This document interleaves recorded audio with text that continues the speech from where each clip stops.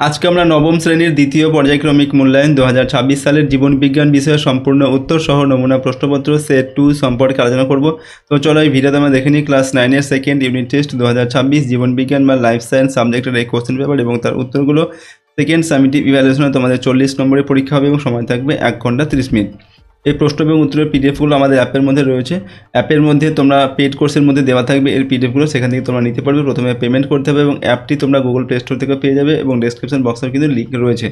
ওকে, দেখো এখানে আমাদের প্রথম প্রশ্ন রয়েছে, সঠিক উত্তরটি নির্বাচন করো। 1 × 5 = 5। নাম্বার এতে গবলেট কোষ থাকে পাকস্থলীতে, অগ্নাশয়ে, আন্তরিক গ্রন্থিতে না যকৃতে? তো গবলেট কোষ থাকে কোথায়? এখানে উত্তর লিখবো অপশন 3-এরটা, আন্তরিক গ্রন্থিতে।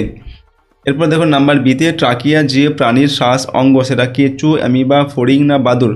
তো ট্রাকিয়া হচ্ছে যে প্রাণীর শ্বাস অঙ্গ, সেটা হচ্ছে ফড়িং, উত্তর লিখবে ফড়িং। নাম্বার সি হচ্ছে জল পরিবহন যার মাধ্যমে ঘটে সেটা জাইলেম ফ্লোয়েম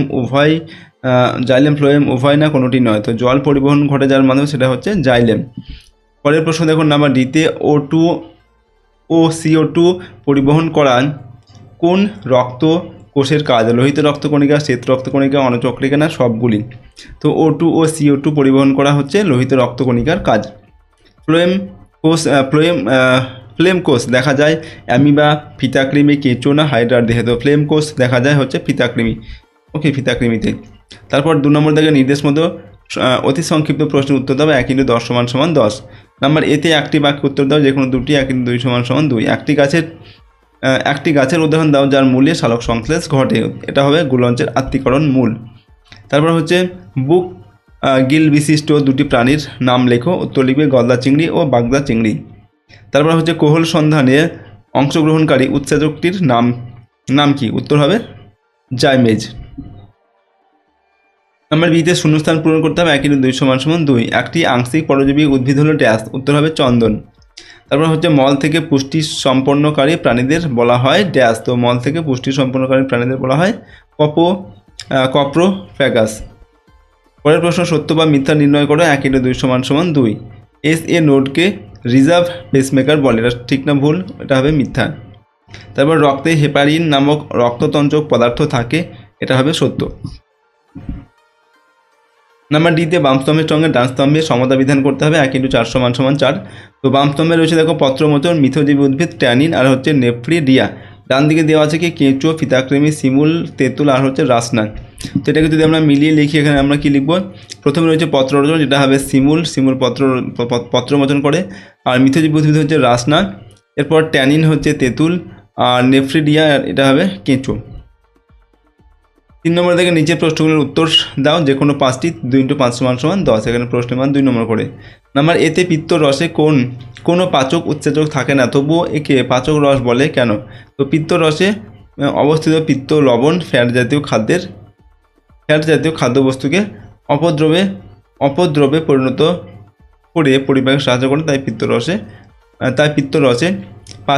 পিত্ত রসকে পাচক রস বলা হয়। ঠিক আছে। এরপর দেখো ফটো ফসফোরাইলেশন কাকে বলে? তো সালোক সংশ্লেষের আলোক দশায় সৌর শক্তির প্রভাবে অ্যাডিনোসিন ডাইফসফেট থেকে অ্যাডিনোসিন ট্রাইফসফেটের সালোক সংশ্লেষের ঘটনাকে ফটো ফসফোরাইলেশন বলে। প্রয়োজনীয় ক্ষতি কোন প্রক্রিয়াকে কেন বলা হয়? বাষ্পমোচনকে প্রয়োজনীয় ক্ষতি বলা হয়। বাষ্পমোচন না ঘটলে উদ্ভিদে সঠিকভাবে রসস্ফীতি, মৌলিক পদার্থের চলাচল, খাদ্যবস্তু চলাচল করবে না, তেমনি অধিক বাষ্পমোচনে বিপাকীয় কার্য ও বৃদ্ধি ব্যাহত হবে। এই কারণে বাষ্পমোচনকে প্রয়োজনীয় ক্ষতি বলা হয়। এরপর দেখো তোমার শ্বাস পেশিগুলি কি কি? তো মানুষের প্রধান শ্বাস প্রশ্বাস যে পেশিগুলি হলো সেগুলো হচ্ছে ডায়াফ্রাম পেশি, এরপর ইন্টারকোস্টাল পেশি এবং অন্যান্য শ্বাসযন্ত্রের পেশি। শাল গাছের ছালে উদ্ভিদের যে রেচন পদার্থটি পাওয়া যায় তার দুটি অর্থকরী গুরুত্ব লেখো। শাল গাছের ছাল থেকে উদ্ভিদের যে রেচন পদার্থ পাওয়া যায় তা হলো রজন। রজনের দুটি অর্থকরী গুরুত্ব হচ্ছে, নাম্বার 1, বার্নিশ ও স্পিরিট তৈরিতে ব্যবহৃত হয়। শাল গাছের ছাল থেকে প্রাপ্ত রজন বার্নিশ এবং স্পিরিট তৈরিতে ব্যবহৃত হয়। নাম্বার 2 হচ্ছে নৌকার প্রলেপে ব্যবহৃত হয়।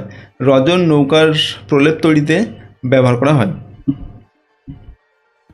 এরপর দেখো রক্তদানকালে রক্ত ম্যাচিং ঠিকমতো না হলে কি হবে? তো রক্ত ম্যাচিং বা ক্রস ম্যাচিং যদি ঠিকমতো না হয় তবে রক্ত সঞ্চালনের সময় গুরুতর সমস্যা সৃষ্টি হতে পারে।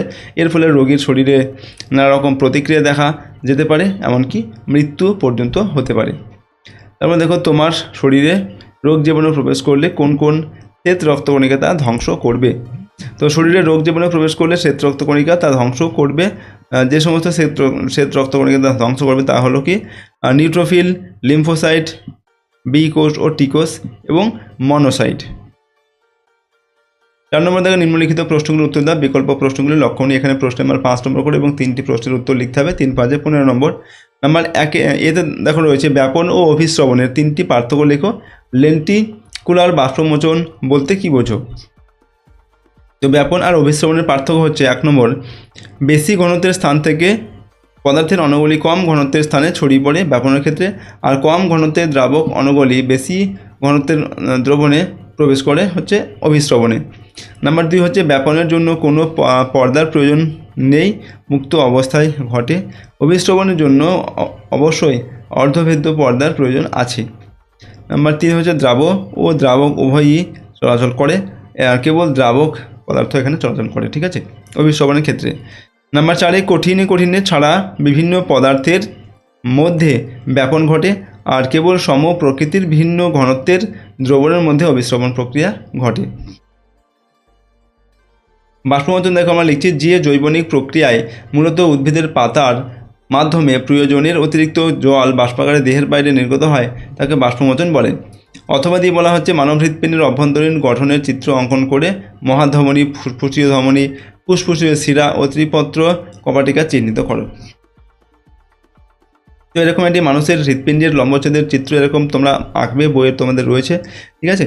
এবং এই চিত্রটিকে কোথায় রক্ত কীভাবে চলাচল করছে তীর চিহ্নের সাহায্যে কিন্তু দেখাতে হবে, ঠিক আছে। যেমন এটা দেখো, ঊর্ধ্ব মহাশিরা, এটা হচ্ছে মহাধমনী, এটা হচ্ছে ফুসফুসীয় ধমনী, এটা হচ্ছে ফুসফুসীয় শিরা, এটা বাম অলিন্দ, এটা হচ্ছে বাম নিলয়, এটা হচ্ছে ডান নিলয়, এটা হচ্ছে নিম্ন মহাশিরা, এটা ডান অলিন্দ, এটা হচ্ছে ঊর্ধ্ব মহাশিরা। এগুলোকে চিহ্নিত করতে হবে। এবং রক্তটাও কিন্তু রক্ত যে চিহ্ন, এই চিহ্নগুলো দিয়ে কোন রক্ত কোন দিকে যাচ্ছে সেগুলো কিন্তু চিহ্নিত করতে হবে, ঠিক আছে। এরপর দেখো নাম্বার বিতে, মানব নেফ্রনের একটি পরিচ্ছন্ন চিত্র অঙ্কন করে নিম্নলিখিত অংশগুলি চিহ্নিত করো।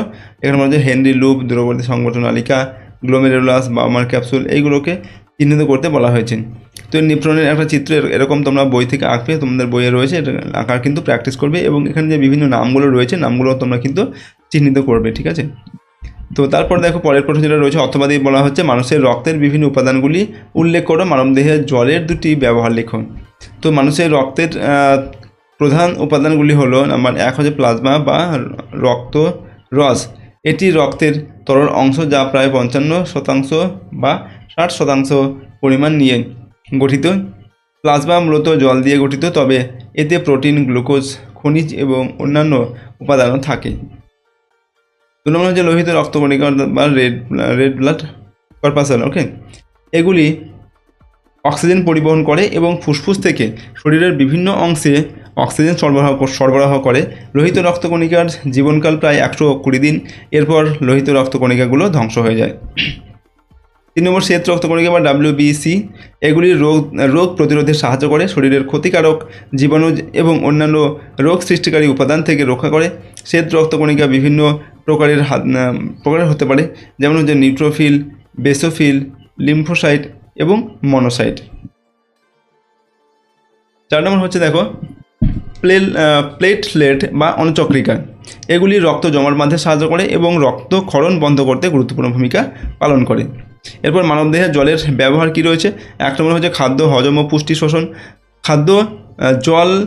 জল খাদ্য হজম এবং পুষ্টি শোষণে গুরুত্বপূর্ণ ভূমিকা পালন করে। এটি খাদ্যকে ছোট ছোট অংশে ভেঙে হজম করতে সাহায্য করে, যা শরীরের জন্য প্রয়োজনীয় পুষ্টি উৎপাদন